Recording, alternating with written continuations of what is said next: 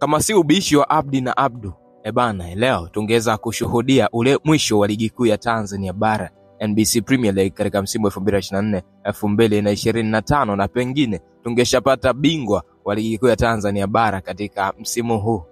Lakini anyway, wacha tusubiri tarehe 25 Juni kuishuhudia derby ya Kariakoo, Young Africans vs Simba Sports Club, ambayo ndio itakayoamua bingwa ni nani wa ligi kuu ya Tanzania bara katika msimu 2024-2025.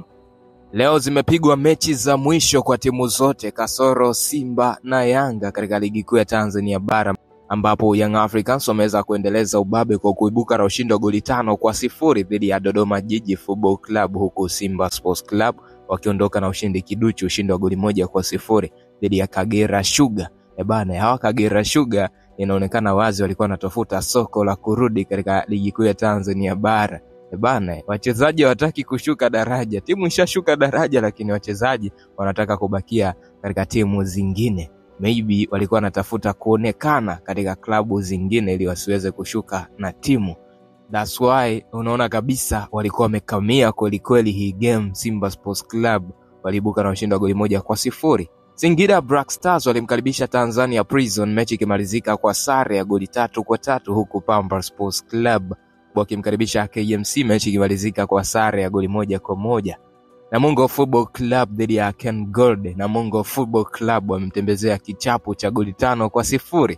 Nafikiri hichi ndicho kipigo kikubwa zaidi ambacho Namungo Football Club wamewahi kuichapa timu, goli 5-0. Ken Gold wao wameshajikatia tamaa, hata wachezaji wenyewe wako tayari kwa lolote, wako tayari kushuka na timu.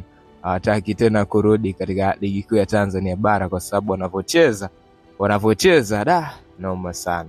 Mashujaa Football Club vs JKT Tanzania, mechi ilimalizika kwa sare ya bila kufungana. Jeshi kwa jeshi limekutana na wameshindwa kufungana goli lolote.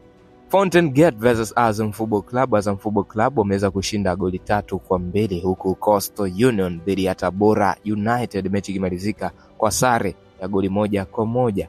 Na huu ndo msimamo wa ligi yetu ya Tanzania bara, ambapo Young Africans iko nafasi ya kwanza kileleni kabisa ikiwa na alama 79, huku Simba Sports Club wakifuatia na alama 78. Kwa hiyo ni mechi moja ambayo imebakia kwa Simba na Yanga, derby ya Kariakoo, ambayo ndio itakayoamua bingwa ni nani wa ligi kuu ya Tanzania bara NBC Premier League katika msimu huu 2024-2025.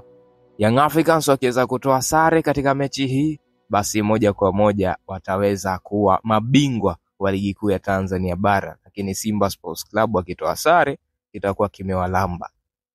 Matokeo wanayohitaji Simba ili kubeba ubingwa wa ligi kuu ya Tanzania bara this time around ni kushinda dhidi ya Young Africans.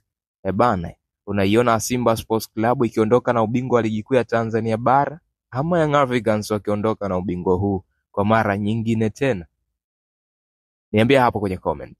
Hapa ni Super 12 ya Dino Television. Endelea kutufollow kwa taarifa nyingi zaidi za kimichezo.